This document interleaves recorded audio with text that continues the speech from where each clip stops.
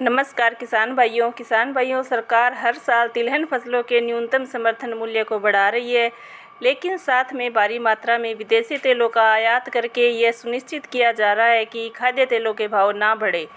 अब आप खुद ही सोचिए कि अगर इतने सस्ते विदेशी तेल बाज़ार में उपलब्ध है, जो कि घरेलू बाज़ार में सरसों की पेराई करने के बाद बने तेल लागत से भी सस्ते पड़ रहे हैं, तो फिर ऐसे में सरसों के तेल को ग्राहक कहाँ मिलेगा। यही कारण है कि ग्राहक की ना मिलने के कारण सरसों में तेज़ी पर ब्रेक लग गया है।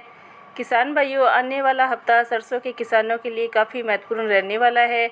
आप देख ही रहे हैं कि कई दिनों से सरसों का भाव 6100 से 6200 के बीच अटक कर रह गया है। कुछ ऐसे घटक हैं जो सरसों की तेज़ी की दौड़ में रुकावट बन रहे हैं। इस समय सोया तेल सरसों तेल से काफ़ी सस्ता है, जिसके कारण सरसों तेल की डिमांड कमज़ोर है। आंकड़ों को देखें तो पिछले वर्ष इस समय सरसों तेल का अंतर सोया तेल के साथ 11 से 12 रुपये प्रति किलो था। इस वर्ष सरसों तेल में आई तेज़ी के चलते यह अंतर बढ़कर 22 से 23 रुपये किलो का हो गया है। सोया और अन्य तेलों के साथ बड़े अंतर के चलते सरसों तेल का भाव 1205 से 1210 रुपये प्रति 10 किलो के ऊपर जाते नहीं नज़र आ रहे।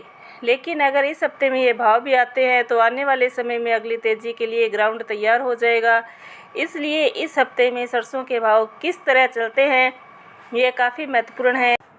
आज की वीडियो में हम सरसों में तेज़ी मंदी लाने की क्षमता रखने वाले घटकों को समझने की कोशिश करेंगे, तो आप इस वीडियो को लास्ट तक पूरा ज़रूर देखें। किसान भाइयों, दरअसल बाज़ार ऐसे चल रहा है कि घटे हुए भाव में सरसों की बिकवाली कमज़ोर पड़ रही है और ऊंचे में मिलों की मांग सुस्त पड़ती जा रही है। यही कारण है कि सरसों बेहद सीमित दायरे में ट्रेंड कर रहा है।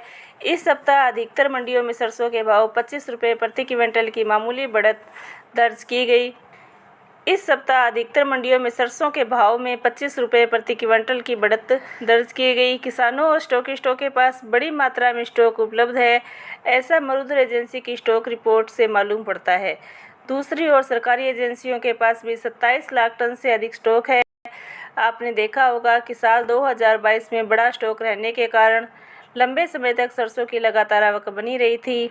इसलिए सरसों के भाव, जो कि पिछले 8000 के पार चले गए थे, फिसलते फिसलते 6000 के नीचे आ गए थे।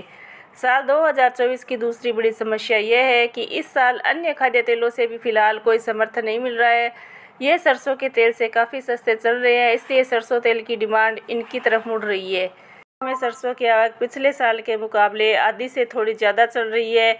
अगर सरसों की आवक में सुधार नहीं होता है तो निश्चित रूप से भाव ऊपर की तरफ चलेंगे।